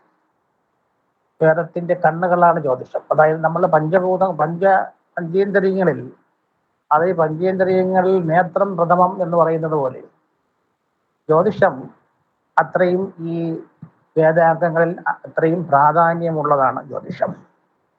അപ്പോൾ ജ്യോതിഷത്തിന്റെ ആരംഭകാലം എന്ന് പറയുമ്പോൾ ഈ വേദിക് പീരീഡ് തന്നെയാണ്. ഈ വേദിക് പീരീഡ് നമ്മൾ ഈ ജ്യോതിഷത്തിന്റെ കാര്യം പറയുമ്പോൾ അത് നമ്മൾ യുഗങ്ങളിൽ പറയുകയാണെങ്കിൽ ത്രേതായുഗത്തിൽ ആണ് ശ്രീരാമന്റെ ജനനം. അപ്പോൾ നമ്മൾ രാമായണത്തിൽ പറയുന്നു പഞ്ചഗ്രഹങ്ങൾ ഉച്ചത്തിലായതിന്റെ അന്നാണ് അച്യുതൻ അയോധ്യയിൽ ജനിച്ചെന്ന് പറയുന്നു. അതേപോലെ തന്നെ മഹാഭാരത യുദ്ധം ശ്രീകൃഷ്ണന്റെ കാലഘട്ടമാണ്. അപ്പോൾ ശ്രീകൃഷ്ണന്റെ മരണത്തോടു കൂടിയാണ് കലിയുഗത്തിന്റെ ആരംഭം. ശ്രീകൃഷ്ണൻ മരിച്ചതിന്റെ പിറ്റേ ദിവസം മുതലാണ്, അദ്ദേഹത്തിന്റെ സ്വർഗാരോഹണത്തിന്റെ പിറ്റേ ദിവസം മുതലാണ് നമുക്ക് കലി ദിനം അല്ലെങ്കിൽ കലിയുഗം ആരംഭിച്ചതെന്നൊക്കെ പറയും. അപ്പൊ ഏറ്റവും കൂടുതൽ വിമർശനം നടക്കുന്നതും ജ്യോതിഷത്തിലാണ്. ആളുകൾ കളിയാക്കുന്നതും ജ്യോതിഷം, സീരിയലിലായാലും സിനിമയിലായാലും അല്ലെങ്കിൽ അതേപോലുള്ള ദൃശ്യ മാധ്യമങ്ങളിലായാലും ഏറ്റവും കൂടുതൽ വൾഗറായിട്ട് കാണിക്കുന്നത് ജ്യോതിഷത്തിനെയാണ്. അപ്പോ ജ്യോതിഷം സാർ നേരത്തെ പറഞ്ഞതുപോലെ ഒരു ശാസ്ത്രം തന്നെയാണ്. ഒരു ശാസ്ത്രമായത് കൊണ്ടാണ് കേരളത്തിലല്ല, ഇന്ത്യയിലെ മാത്രമല്ല, വിദേശ രാജ്യങ്ങളിലെ യൂണിവേഴ്സിറ്റികളിൽ പോലും ഇതിനെ ഒരു ശാസ്ത്ര വിഷയമായി പഠിപ്പിച്ചു. ഇതിനൊരു അടിസ്ഥാന തത്വമുണ്ട്, അതിൻ്റെ ഗ്രന്ഥങ്ങളുണ്ട്, അതിൻ്റെ സിലബസിനെ നമ്മൾ സാറ് പറഞ്ഞു ഈ യൂണിവേഴ്സിറ്റികളിൽ, കേരള യൂണിവേഴ്സിറ്റിയിൽ തന്നെ ജ്യോതിഷം അവരുടെ BA MA ക്ലാസ്സുകൾക്ക് പുറമെ അവർ കണ്ടിന്യൂയിങ് എഡ്യൂക്കേഷനിലും ജ്യോതിഷം പഠിപ്പിക്കുന്നുണ്ട്. അതേ സെമസ്റ്റർ തന്നെയാണ്.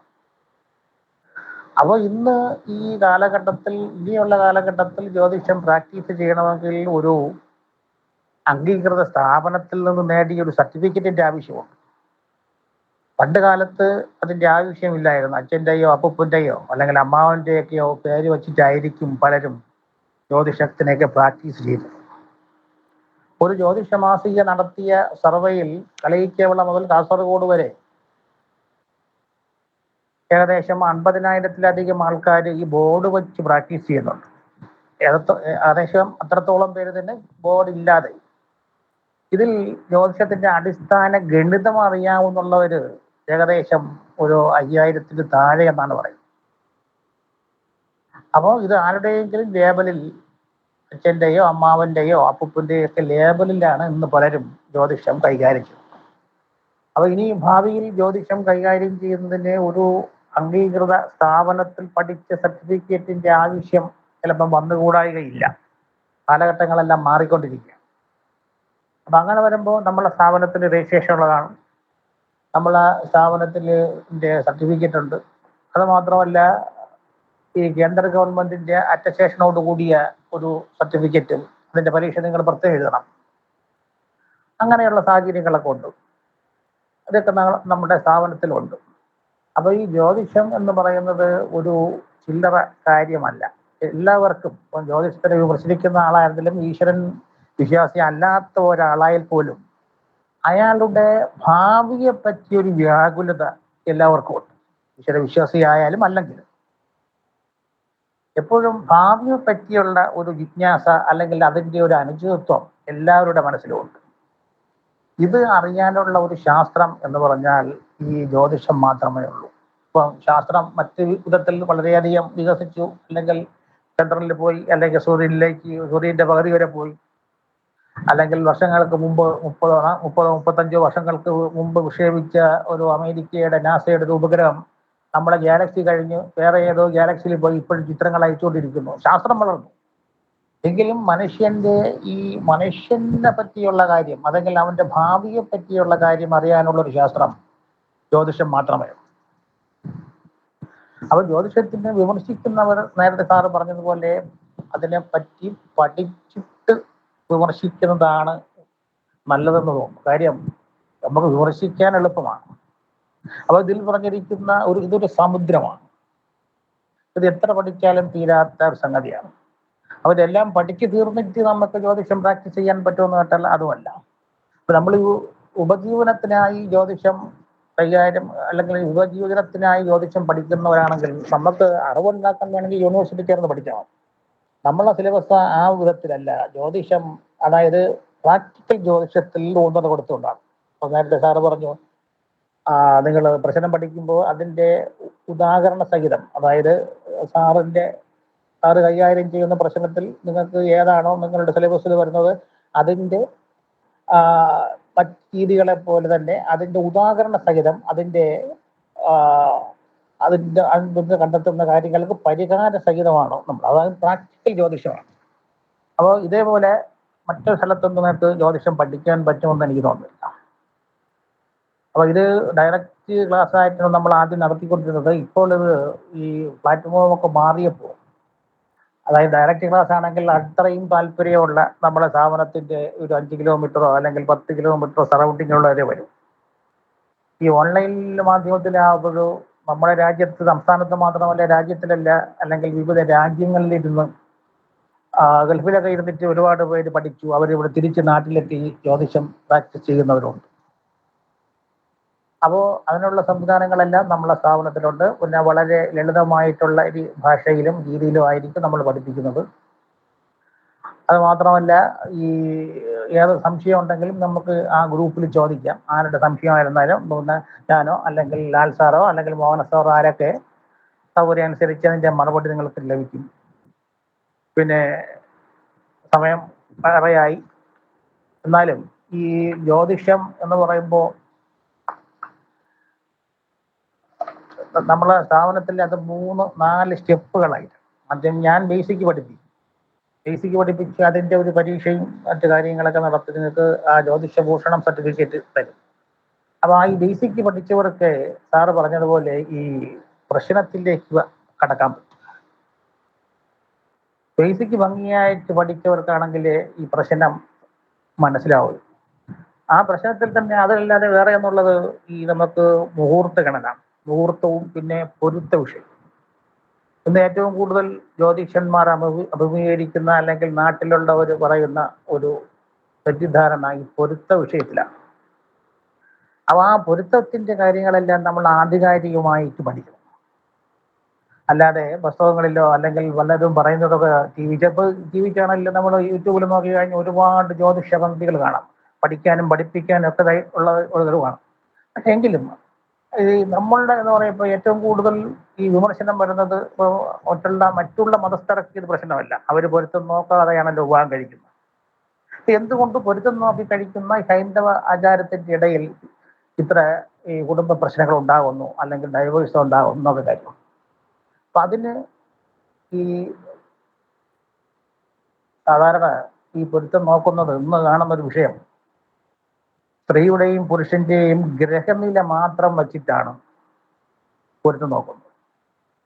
യഥാർത്ഥത്തിൽ ആ ഗ്രഹനിലയിൽ മാത്രമല്ല അവിടെ നവാംശവും പിന്നെ ഭാവചക്രവും. അപ്പോൾ ഈ ഭാവചക്രത്തിന്റെ ഫലമാണ് അനുഭവിക്കുന്നത്. അതായത് കുട്ടി ജനിച്ച സമയത്ത് നമ്മൾ ആകാശത്തിലേക്ക് നോക്കി ഒരു ഫോട്ടോ എടുത്തു കഴിഞ്ഞാൽ അതാണ് ഗ്രഹനില. അതേസമയം ഭാവചക്രം എന്ന് പറഞ്ഞാൽ ഈ ജീവനെ അല്ലെങ്കിൽ ഈ വ്യക്തിയെ ഗ്രഹങ്ങൾ എങ്ങനെ സ്വാധീനിക്കും. അപ്പോൾ നമ്മൾ ഗ്രഹനില വെച്ച് മാത്രം പൊരുത്തം നോക്കുന്നത് ശരിയല്ല. ചിലപ്പോൾ ഗ്രഹനിലയിൽ 6 നിൽക്കുന്ന ചൊവ്വ ഭാവചക്രത്തിലേക്ക് 7 വരുമ്പോൾ ഗ്രഹനിലയിൽ ചൊവ്വ 7 6 പക്ഷെ ഭാവചക്രത്തിൽ 7 ആ ചൊവ്വ 7 നിൽക്കുന്ന ചൊവ്വയുടെ ഫലമായിരിക്കും അനുഭവത്തിൽ. അപ്പൊ ഇത് ഈ ജ്യോതിഷം എന്നുള്ള മഹത്തായ ശാസ്ത്രത്തെ ഈ പിന്തള്ളുന്നതിന് വേണ്ടിയിട്ട് അറിവില്ലായ്മ മൂലം ചെയ്യുന്ന കുറേ പ്രവൃത്തികളുണ്ട്. അതൊക്കെ മാറ്റം, അതിനുള്ള കാര്യങ്ങളൊക്കെ സാറ് പറഞ്ഞു തരും. നമ്മൾ ബേസിക് പഠിപ്പിക്കുകയും ഞാനും പറയും. പിന്നെ ബാക്കിയുള്ള കാര്യങ്ങളെല്ലാം നമുക്കിനി സാറ് പറഞ്ഞതുപോലെ, ലാൽ സാറ് പറഞ്ഞതുപോലെ അതായത് ഗ്രൂപ്പുകളിൽ നമുക്ക് ചർച്ച ചെയ്യാം. അപ്പോൾ എല്ലാവർക്കും നമസ്കാരം. നമസ്കാരം. നമ്മളിനി അടുത്ത ക്ലാസ് എന്ന് പറയുന്നത് അടുത്ത ബുധനാഴ്ച ആയിരിക്കും ബേസിക് ക്ലാസ്. പിന്നെ 23-ാം തീയതി ആയിരിക്കും. 23-ാം തീയതി വ്യാഴാഴ്ചയാണ് പ്രശ്ന മുഹൂർത്തത്തിന്റെ ക്ലാസ്. 22-ാം തീയതി ബുധനാഴ്ച പിന്നെ ബേസിക് ക്ലാസ്സും 23-ാം തീയതി വ്യാഴാഴ്ച പ്രശ്നത്തിന്റെ ക്ലാസ്സുമാണ്. അപ്പൊ ഇതിനകത്ത് മെസ്സേജ് ഇട്ടിട്ട് നിങ്ങൾ പ്രത്യേകം ഗ്രൂപ്പുകളിലോട്ട് മാറ്റും. അപ്പൊ അടുത്ത പിന്നെ പ്രശ്ന ക്ലാസ് എന്ന് പറയുന്നത് 8 മണിക്കാണ്. 8 തൊട്ട് 9:45 വരെയാണ് പ്രശ്നത്തിന്റെ ക്ലാസ്.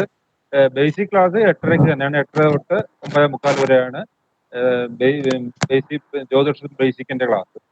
അപ്പൊ അടുത്ത ക്ലാസ്സുകൾ നിങ്ങൾ എല്ലാവരും പങ്കെടുക്കുക. പങ്കെടുത്തതിന് ശേഷം 1-2 ക്ലാസ് പങ്കെടുത്ത് നിങ്ങൾക്ക് അത് ഫോളോ ചെയ്യാൻ പറ്റുന്നുണ്ടെന്ന് തോന്നുകയാണെങ്കിൽ മാത്രം ഫീസ് അടച്ച് മുന്നോട്ട് പോയാൽ മതി. പിന്നെ എല്ലാവർക്കും ഇത് തുടർന്ന് പോകാൻ ചിലപ്പോഴത്തേക്ക് സാധിച്ചില്ലെന്നിരിക്കും. അതുകൊണ്ട് എല്ലാവരും 1-2 ക്ലാസ് പങ്കെടുത്ത് നോക്കുക. നിങ്ങൾക്ക് എല്ലാവർക്കും മനസ്സിലാകുന്നുണ്ട്, നിങ്ങൾക്ക് എളുപ്പമായിട്ട് കൈകാര്യം ചെയ്യാൻ പറ്റുമെന്നുണ്ടെങ്കിൽ മാത്രം ഫീസ് അടച്ച് മുന്നോട്ട് പോയാൽ മതി. എന്തായാലും ഇന്ന് പങ്കെടുത്ത എല്ലാവർക്കും ഒരിക്കൽ കൂടി നമസ്കാരം. നമുക്ക് അടുത്ത ക്ലാസ്സിൽ കാണാം. എന്തെങ്കിലും സംശയങ്ങളോ അറിയാനുള്ള കാര്യങ്ങളോ ഉണ്ടെങ്കിൽ ചോദിക്കാം. ഇപ്പൊ തന്നെ ചോദിക്കാം, അതിന് മറുപടി ചെയ്യാം. വ്യാഴാഴ്ച വാസ്തുവിന്റെ ക്ലാസ് നടക്കുന്നുണ്ട്. ഒരു വ്യാഴാഴ്ച ഉള്ളത് വെള്ളിയാഴ്ച ആക്കാൻ പറ്റുമോ? അല്ലെങ്കിൽ വ്യാഴാഴ്ച എന്ന് പറയുന്നത് പിന്നെ പ്രശ്ന ക്ലാസ് ആണ്. സാറ് ബേസിക്കിനല്ലേ ചേരാൻ പോകുന്നത്? രണ്ടും നോക്കിട്ട് ഏതാ പറ്റുമെന്നുള്ളത് നോക്കണം. നമുക്ക് ചെയ്യാൻ പറ്റുന്നുണ്ടെങ്കിൽ ബേസിക് അറിയാത്തവരാരും പ്രശ്ന ക്ലാസ്സിലേക്ക് വന്നിട്ട് കാര്യമില്ല. കാര്യം ബേസിക് പഠിക്കണം. ബേസിക് പഠിക്കുക എന്ന് പറഞ്ഞാൽ നമ്മൾ ബേസിക്കിന്റെ നോട്ട്സ് തന്നെ 18 ചാപ്റ്റർ നോട്ട്സ് നമ്മൾ PDF ആയിട്ട് തയ്യാറാക്കിയിട്ടുണ്ട്. അത് നിങ്ങൾക്ക് അയച്ചു തരും. ഓരോ ചാപ്റ്റർ അയച്ചു തരും. അതനുസരിച്ച് പഠിക്കണം. അത് പഠിച്ചതിന് ശേഷം മാത്രമേ നിങ്ങൾക്ക് പ്രശ്നത്തിലേക്ക് പോകാവുള്ളൂ. അല്ലാതെ നിങ്ങൾക്ക് ഒരിക്കലും ഒരാൾക്കും പിന്നെ ബേസിക് അറിയാൻ പാടില്ലാതെ പ്രശ്നത്തിലേക്ക് പോകാൻ പറ്റത്തില്ല. കാര്യം നിങ്ങൾക്ക് മനസ്സിലാകത്തില്ല. കാരണം ബേസിക് ക്ലാസ്സിൽ പിന്നെ പ്രശ്ന ക്ലാസ്സിലോട്ട് പോയി കഴിഞ്ഞാൽ അവിടെ ബേസിക് ആയിട്ടുള്ള കാര്യങ്ങളൊന്നും പറഞ്ഞു തരത്തില്ല. അപ്പൊ അതുകൊണ്ട് ബേസിക് പഠിച്ചതിന് ആദ്യമായിട്ട് വരുന്നവർ എന്തായാലും ബേസിക് പഠിക്കുക. പഠിച്ചതിന് ശേഷം പ്രശ്നത്തിലേക്ക് പോകുക. സാറേ, പ്രശ്ന ക്ലാസ്സിന്റെ സമയം എപ്പോഴാ? പ്രശ്ന ക്ലാസ്സിന്റെ സമയം ഇപ്പൊ ഈ മാസമാണ് ഞാൻ പറയുന്നത്. ഈ വ്യാഴാഴ്ചയാണ്. വ്യാഴാഴ്ച രാത്രി 8 മണിക്ക്.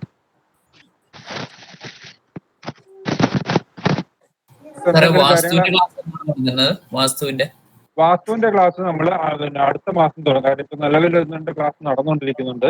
അത് തീർന്നു കഴിഞ്ഞാൽ ഉടൻ തന്നെ അടുത്ത മാസം ഒരു പകുതി കഴിയുമ്പോഴത്തേക്ക് തുടങ്ങും. അപ്പോഴത്തേക്ക് നിങ്ങളിപ്പോ ഒരു ഗ്രൂപ്പിലുണ്ടല്ലോ, ആ ഗ്രൂപ്പിൽ നമ്മൾ പുതിയ ക്ലാസ് തുടങ്ങുന്നതിന്റെ വിവരങ്ങൾ, വാസ്തുവിന്റെ ക്ലാസ് ആയാലും പിന്നെ പാമിസ്ട്രിയുടെ ക്ലാസ് ഉണ്ട്, പിന്നെ പെൻഡിലെ ജ്യോതിഷത്തിന്റെ ക്ലാസ് ഉണ്ട്. ഇങ്ങനെയുള്ള എല്ലാ ക്ലാസ്സുകളും നമ്മളിവിടെ തുടങ്ങുന്ന ക്ലാസ്സുകളുടെ എല്ലാ അറിയിപ്പുകളും ഈ നിങ്ങൾ ചേർന്നിട്ടുള്ള വാട്സപ്പ് ഗ്രൂപ്പുകളിൽ ഇടും. അന്നേരം നിങ്ങൾ ശ്രദ്ധിച്ചാൽ മതി. സർ, ബേസിക്കലി ക്ലാസ്സിൽ നമ്മൾ സംസ്കൃതം പഠിക്കേണ്ടതുണ്ടോ? ഇല്ല, സംസ്കൃതങ്ങളൊന്നും തന്നെ ഇല്ല. കാര്യം നമ്മൾ സംസ്കൃതം പഠിച്ചു കഴിഞ്ഞാൽ നമുക്ക് ശ്ലോകങ്ങളും പഠിച്ചു പോയി കഴിഞ്ഞാൽ നമുക്ക് ഈ പറയുന്ന കാലാവധിയിൽ നമുക്ക് പഠിച്ചു തീർക്കാൻ പറ്റത്തില്ല. അപ്പൊ അതുകൊണ്ട് നമ്മൾ ഇതിനെ എല്ലാം പിന്നെ മലയാളത്തിലോട്ട് മാറ്റി നിങ്ങൾക്ക് പ്രത്യേക ബേസിക്കിനെ സംബന്ധിച്ച് നോട്ട്സ് നമ്മൾ പ്രിന്റഡ് നോട്ട്സ് പോലെ PDF ആയിട്ട് നോട്ട്സ് തയ്യാറാക്കിയിട്ടുണ്ട്. അത് നിങ്ങൾക്ക് തരും. അത് വളരെ സിമ്പിൾ ആയിട്ടുള്ള മലയാളത്തിലുള്ള നോട്ട്സുകളാണ്. നിങ്ങൾക്ക് എല്ലാവർക്കും വായിച്ച സാധാരണക്കാർക്ക് മനസ്സിലാവുന്ന രീതിയിലാണ് അങ്ങനത്തെ നോട്ട്സ് നമ്മൾ തയ്യാറാക്കിയിരിക്കുന്നത്. സാർ നമസ്കാരം. പറഞ്ഞോളൂ. ഞാൻ പെൻഡുലം ക്ലാസ്സിൽ ഉണ്ടായിരുന്ന ഷാജിയാണ്. പറയൂ സാർ. ഞാൻ ശ്രീലക്ഷ്മി ജ്യോതിഷയുടെ നിന്ന് ബേസിക്കും പ്രശ്നവും മുഹൂർത്തവും കോഴ്സ് കഴിഞ്ഞതാണ്. ആ. അത് ഞാനിപ്പോ എനിക്ക് ദേവപ്രശ്നത്തിലേക്കാണ് പോകേണ്ടത്. അപ്പൊ ഇത് നമ്മള് ഇപ്പൊ നടത്തുന്ന അതുമായിട്ട് ഒരു ലിങ്ക് വരാൻ വേണ്ടിയാണ് ഞാനിപ്പോ ഈ കോഴ്സിൽ ചേർന്നത്. ആ. അപ്പൊ ഞാനിപ്പോ ഇനി ബേസിക് എന്റെ ഇത് പഠിക്കുന്ന സ്ഥാപനത്തിൽ നിന്ന് തന്നെ പഠിക്കേണ്ടതുണ്ടോ? അല്ല, അതാണ്. നിങ്ങൾക്ക് basic വേണ്ട. അറിയാമെങ്കിൽ അതിന്റെ ആവശ്യമില്ല. കാര്യം അതെ. നമ്മൾക്ക് അത്ര ബോധ്യം, സ്വയം ബോധ്യം ഉണ്ടെങ്കിൽ മൈക്കൊന്ന് ഓഫ് ചെയ്യണം ബാക്കിയുള്ളവര്. ജയപ്രകാശ് സാറേ, ഞാനിപ്പോ ഈ അടുത്ത ക്ലാസ്സിന് ലിങ്ക് ഈ ക്ലാസ് ഫോളോ ചെയ്തല്ലേ എനിക്ക് ഇല്ല, അടുത്ത നമ്മളിപ്പോ ലിങ്ക് കിട്ടും.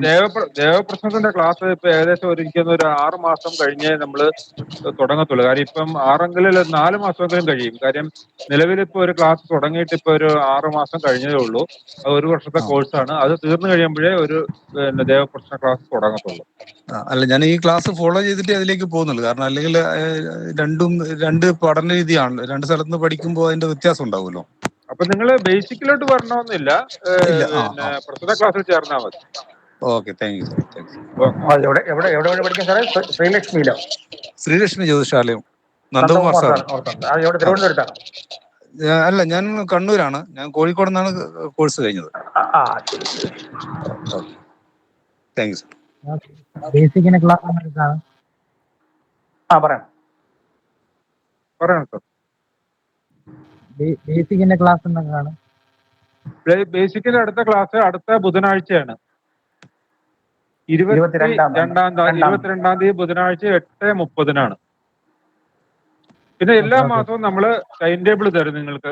അടുത്ത മാസത്തെ ക്ലാസ് ഏതൊക്കെ ദിവസമായിരിക്കും എന്നുള്ള ടൈം ടേബിൾ തരും. എന്തെങ്കിലും ചിലപ്പോൾ മാറ്റങ്ങളോ കാര്യങ്ങളോ ഉണ്ടെന്നുണ്ടെങ്കിൽ ടൈം ടേബിളും നിങ്ങൾ നോട്ട് ചെയ്ത് വെക്കുക. എല്ലാ മാസവും 1-ാം തീയതിക്ക് മുമ്പായിട്ട് അടുത്ത മാസത്തെ ക്ലാസ്സിന്റെ ടൈം ടേബിൾ തരും. ആ ടൈം ടേബിൾ അനുസരിച്ചായിരിക്കും ക്ലാസ്സുകൾ നടക്കുന്നത്.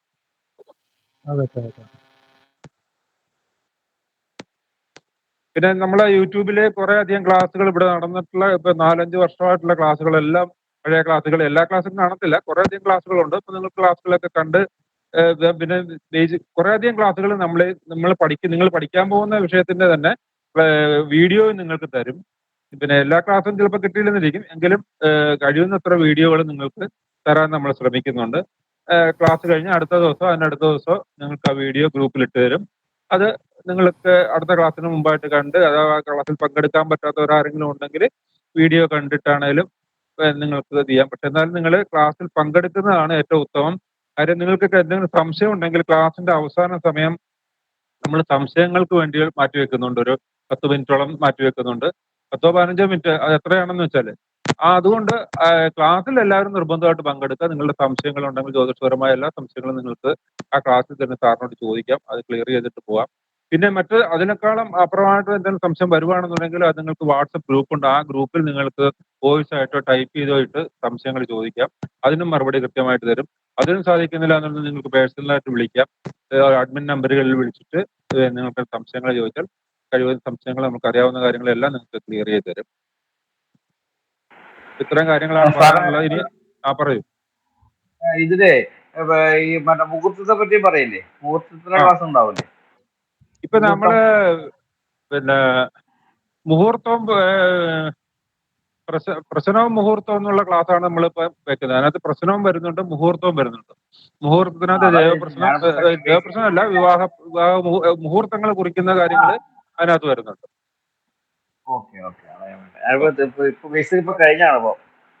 മനസ്സിലായി, അറിയാം, എനിക്ക് മനസ്സിലായി. ഈ ബേസിക് കോഴ്സ് എത്രയാണ്? എത്ര സമയമാണ്? എത്ര കാലാണ് ബേസിക് കോഴ്സിന്റെ? അത് 7 മാസമാണ് നമ്മൾ ഇതിന്റെ കാലാവധി. മാസത്തില് 4 ക്ലാസ് വീതമാണ് വെച്ചിരിക്കുന്നത്. ടോട്ടൽ മുഹൂർത്തം ഒന്നും വരത്തില്ല സാർ. ആ ജ്യോതിഷത്തിൽ അത് മുഹൂർത്തം ഒന്നും നോക്കാൻ പറ്റില്ലേ? ഇല്ല, അത് മുഹൂർത്തം നോക്കാനായിട്ട് അതിന് ബേസിക് തന്നെ നമ്മൾ കുറെ അധികം കാര്യങ്ങൾ പഠിക്കണം. പഠിച്ചാൽ മാത്രമേ നമുക്ക് മറ്റു കാര്യങ്ങൾ ഡീപ്പായിട്ട് പഠിക്കാൻ പറ്റത്തുള്ളൂ.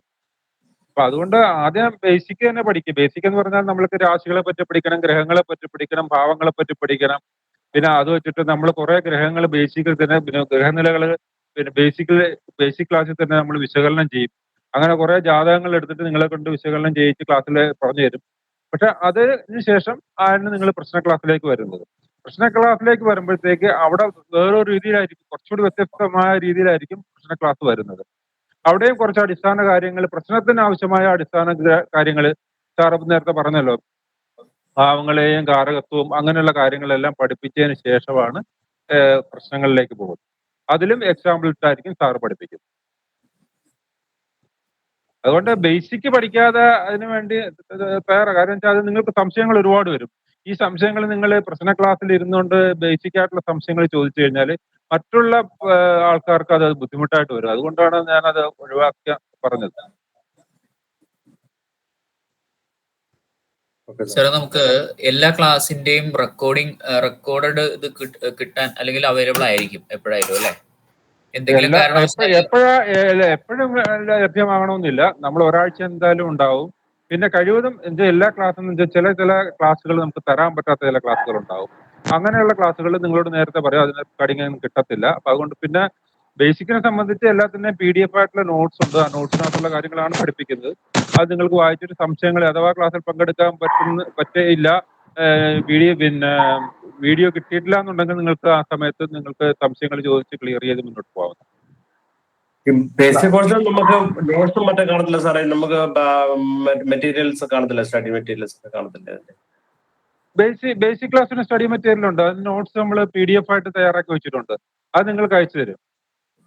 അത് നിങ്ങളെ ഗ്രൂപ്പിൽ ഇട്ട് തരും. ഗ്രൂപ്പിലിട്ടുമ്പോൾ നിങ്ങൾ അത് പ്രിന്റ് എടുക്കുകയോ എഴുതിയെടുക്കുകയോ ചെയ്യണം. അത് ചിലതൊക്കെ 5-6-7 പേജുകളൊക്കെ കാണും.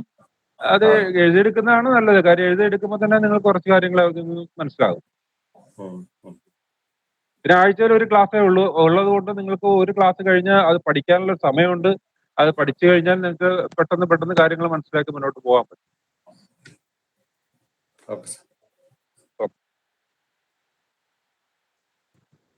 അപ്പൊ മറ്റ് സംശയങ്ങളൊന്നും ഇല്ലാന്നുണ്ടെങ്കിൽ നമുക്ക് ഇന്നിപ്പോ ഇവിടെ ക്ലാസ് നിർത്താം. സാറേ, ഈ ഫീസ് നമുക്ക് 2 ഗഡുക്കളായിട്ടാണെന്നുള്ളത് കണ്ടിരുന്നു. അപ്പൊ അത് 2-3 കുറച്ചും കൂടി ഇത് ആക്കാൻ പറ്റുമോ എന്നുള്ളതാണ്. ഇല്ല, അത് 2 ഗഡുക്കളായിട്ടാണ് നമ്മളിവിടെ നിശ്ചയിച്ചിരിക്കുന്നത്. പിന്നീട് സാമ്പത്തികമായിട്ട് അത്ര തീരെ ബുദ്ധിമുട്ടുള്ള ആരെങ്കിലും ഉണ്ടെങ്കിൽ പേഴ്സണലായിട്ട് കോൺടാക്ട് ചെയ്താൽ മതി. അത് നമുക്ക് എന്തെങ്കിലും അതിനകത്തൊക്കെ ചെറിയ മാറ്റങ്ങൾ എന്തെങ്കിലും ചെയ്യാം. എത്ര ഫീസ് സാർ? മന്ത്ലി എത്ര സാറാ ഫീസ്? മന്ത്ലി ആയിട്ടല്ല, നമ്മളിപ്പം ഇതിന്റെ ഫീസ് എന്ന് പറഞ്ഞാൽ ബേസിക് അതിനകത്ത് ആ ഗ്രൂപ്പിൽ ഇട്ടിട്ടുണ്ടായിരുന്നു ഫീസിന്റെ കാര്യങ്ങള്. അത് നോക്കിയാൽ മതി. അതിനകത്ത് സംശയങ്ങളുണ്ടെങ്കിൽ ഞാൻ പറഞ്ഞു തരാം. രണ്ടിനും 2 രീതിയിലാണ് ഫീസ്. ഒരെണ്ണം 1 വർഷത്തെ കോഴ്സാണ്. അപ്പൊ അത് നമ്മൾ 4 ഗഡുക്കളായിട്ടാണ് ഫീസ് വെച്ചിരിക്കുന്നത്. ഇത് ബേസിക്കിൻ്റെതും 2 ഗഡുക്കളായിട്ടാണ്. നമ്മളിത് തുടങ്ങിയപ്പോഴുള്ള ഫീസാണ്, കൂടുതൽ ഫീസല്ല ഇപ്പൊ വാങ്ങിയത്. 4-5 വർഷം മുമ്പ് വാങ്ങിച്ച ഫീസ് തന്നെയാണ് ഇപ്പോഴും വാങ്ങിച്ചുകൊണ്ടിരിക്കുന്നത്. സാറേ, പ്രശ്നത്തിന് നോട്ട്സും തരത്തില്ലേ സാറേ? പ്രശ്നത്തിന്റെ നോട്ട്സ് നമ്മൾ സാറ് പറഞ്ഞു തരുമ്പോൾ അത് സാറ് കുറച്ച് കാര്യങ്ങൾ വിശദമായിട്ട് പറഞ്ഞു തരും. നോട്ട്സായിട്ടും പറഞ്ഞു തരും. നോട്ട്സായിട്ട് പറഞ്ഞു തരുമ്പോൾ എഴുതാൻ പറയുമ്പോഴത്തേക്ക് നമ്മൾ എഴുതിയെടുക്കണം. പ്രിന്റഡ് നോട്ട്സ് തരത്തില്ല? പ്രിന്റഡ് നോട്ട്സ് ഇല്ല. കാര്യം പ്രശ്നത്തിന്റെ എന്ന് പറഞ്ഞാൽ അത് ഓരോ എക്സാമ്പിളൊക്കെ ഇട്ടായിരിക്കും വരുന്നത്. പിന്നെ കുറെ അധികം കാര്യങ്ങൾ പറയും. ഞാൻ കുറച്ച് വീഡിയോകളൊക്കെ നമ്മുടെ ഇതിനകത്ത് ഇട്ട് തരാം, ലിങ്ക് ഇട്ട് തരാം. അതിനകത്ത് കയറി കഴിഞ്ഞാൽ പ്രശ്ന ക്ലാസ് എങ്ങനെയാണെന്നുള്ളത് നിങ്ങൾക്ക് അത് കണ്ട് മനസ്സിലാക്കാം. സാറ് നോട്ട്സ് ഒക്കെ പറഞ്ഞു തരുന്നത് വളരെ വ്യക്തമായിട്ട് മനസ്സിലാവുന്ന രീതിയിലാണ് അതിന്റെ നോട്ട്സും കാര്യങ്ങളും ഒക്കെ പോകുന്നത്. ക്ലാസ്സിൽ പങ്കെടുക്കണം, അതാണ് മെയിനായിട്ടുള്ള കാര്യം. ക്ലാസ്സിൽ പങ്കെടുത്താൽ സ്ഥിരമായിട്ട് കൃത്യമായി പങ്കെടുക്കുക. കഴിഞ്ഞ പല ബാച്ചുകളിലും ഇതിപ്പം പ്രശ്നത്തിന്റെ 11ാമത്തെ ബാച്ചാണ്. അതുപോലെ തന്നെ അടിസ്ഥാന ജ്യോതിഷത്തിന്റെ 24ാമത്തെ ബാച്ചാണ് നമ്മളിപ്പം തുടങ്ങുന്നത്. അപ്പൊ അതുകൊണ്ട് ഇതിനു മുമ്പ് പഠിച്ച ഒരുപാട് ആൾക്കാരുണ്ട്. അവർക്കൊക്കെ അറിയാം ഇത് വളരെ കൃത്യമായിട്ടും വളരെ സിസ്റ്റമാറ്റിക് ആയിട്ടാണ് നമ്മൾ എല്ലാ കാര്യങ്ങളും ചെയ്തുകൊണ്ടിരിക്കുന്നത്. മോഹൻ സാർ എന്താ? അതായത് ഞാൻ ഒരു കാര്യം പറഞ്ഞു, മറ്റ് സ്ഥലത്തോ മറ്റ് നോട്ടിലോ ഉള്ള കാര്യങ്ങൾ നമ്മളെ നോട്ടിലുണ്ടാവില്ല. നമ്മളെ നോട്ടിലുള്ളത് മറ്റൊരാൾക്ക് കൊടുക്കാനും കഴിയില്ല. ആ രീതിയിൽ നമ്മൾ തയ്യാറാക്കിയിട്ടുള്ളതാണ്. ഒരു ബാച്ച് കഴിയുമ്പോൾ അടുത്ത ബാച്ചിലേക്ക് വരുമ്പോൾ നമ്മൾ അതിൻ്റെ രൂപവും ഭാവവും മാറ്റിയിട്ട് പുതിയ കാര്യങ്ങൾ കൂടി ആഡ് ചെയ്ത് എക്സാമ്പിൾ കാലഘട്ടങ്ങളിലുള്ള എക്സാമ്പിളാണ്. പണ്ട് പഠിക്കുമ്പോൾ 2019-ലും 2018-ലും 2017-ലും ഒക്കെ ഉള്ളത് ഇപ്പോൾ വന്നിട്ട് പുതിയ എക്സാമ്പിൾ വരുമ്പോൾ ഒരു നോട്ടായിട്ട് പ്രിന്റ് ചെയ്ത് ഒരു നോട്ടായിട്ട് എടുക്കാൻ അത് പാടാണ്. അങ്ങനെ എടുക്കുമ്പോൾ പഴയതേ വരുള്ളൂ. നമ്മൾ പുതിയ പുതിയ കാര്യങ്ങൾ കൂടി ആഡ് ചെയ്ത് വരുമ്പോൾ നിങ്ങളുടെ ഈ 2-3 ബാച്ചിലൊക്കെ അറ്റൻഡ് ചെയ്ത ആൾക്കാരുണ്ട്, അവരോട് ചോദിച്ചാൽ അറിയാം. ആദ്യം തന്ന ബാച്ചിലുള്ള നോട്ടാണോ ഇപ്പോൾ തരണമെന്ന് ചോദിച്ചു കഴിഞ്ഞാൽ അവരതിൻ്റെ മറുപടി പറഞ്ഞു തരും, ഇല്ല, അതിനേക്കാളും ഡെവലപ്പ് ആയിട്ടുള്ള കാര്യങ്ങളാണ് ചെയ്യുന്നത്, അതുകൊണ്ടാണ് നോട്ട് പ്രിന്റഡ് ആയിട്ട് ചെയ്യാത്തത്. അതിനേക്കാൾ കുറച്ചുകൂടെ ഡെവലപ്പ് ചെയ്ത രീതിയിൽ ആണ് അടുത്ത് പോകുന്നത്. പുതിയ പുതിയ ബുക്കുകളും കാര്യവും കിട്ടുമ്പോൾ അതൊക്കെ റെഫർ ചെയ്ത് നല്ല രീതിയിൽ കൊണ്ടുപോകാനാണ് അങ്ങനെ പറഞ്ഞത്. അത് പഠിപ്പിക്കുന്നത് പോലെ തന്നെ നോട്ടും തരും. പഠിപ്പിച്ചിട്ട് ഒരു അരമണിക്കൂർ കൂടുമ്പോൾ അതേ സെന്റൻസ് അങ്ങനെ തന്നേക്കും. നിങ്ങൾ പണ്ടൊക്കെ ഈ പാരലൽ കോളേജിലൊക്കെ പഠിക്കുന്ന സമയത്ത് ഹിസ്റ്ററിയിൽ ഒക്കെ പഠിക്കുമ്പോൾ പഠിപ്പിച്ചിട്ട് അതുപോലെ നോട്ട് തന്നേക്കും, പരീക്ഷയ്ക്ക് എഴുതാൻ കണക്കാക്കി അതേ മോഡലിൽ അങ്ങനെ തന്നേക്കും. നിങ്ങൾക്ക് വീട്ടിൽ വെച്ച് വായിച്ചു കഴിഞ്ഞാൽ ഭംഗി മനസ്സിലാകത്തക്ക രീതിയിൽ തന്നേക്കും. അതിലൊന്നും പേടിക്കണ്ട. അത് വീഡിയോ ഒക്കെ കേട്ടാൽ അത് കേൾക്കുമ്പോൾ മനസ്സിലാവും. പഠിപ്പിച്ചത് എങ്ങനെ, നോട്ട് തന്നത് എങ്ങനെയെന്നുള്ള രണ്ടും അതിനകത്ത് അറിയാമല്ലോ. വേറൊരു സംശയം കൂടെ, ഈ എല്ലാ വ്യാഴാഴ്ച ഫിക്സ്ഡ് ആണോ അതോ ഓരോ മാസം വേറെ വേറെ ദിവസങ്ങളായിരിക്കും സാർ ഈ ക്ലാസ്?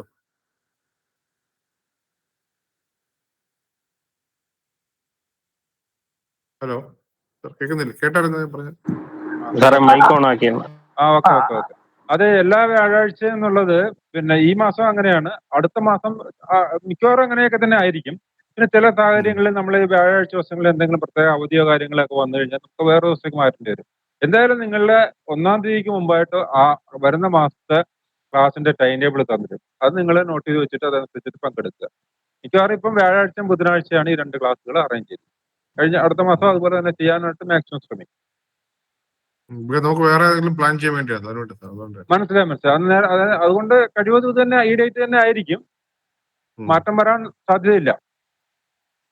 ശരി സാർ. അപ്പൊ നമുക്ക് മറ്റു സംശയങ്ങളില്ല എന്നുണ്ടെങ്കിൽ നമുക്ക് ഇന്നിപ്പോ ക്ലാസ് നിർത്താം. ഈ ക്ലാസ്സിൽ പങ്കെടുത്ത എല്ലാവർക്കും ഒരിക്കൽ കൂടി നന്ദി പറയുകയാണ്. അടുത്ത ക്ലാസ്സിൽ എല്ലാവർക്കും കാണാം. എല്ലാവർക്കും നന്ദി. Thank you sir. എല്ലാവരും നമസ്കാരം.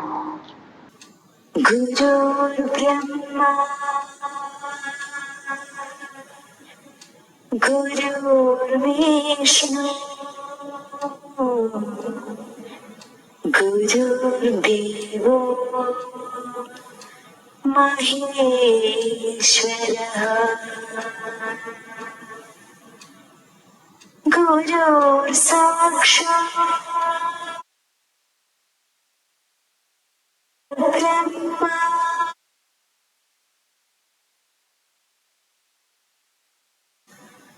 തസ്മൈ ശ്രീ ഗുരവേ നമഃ.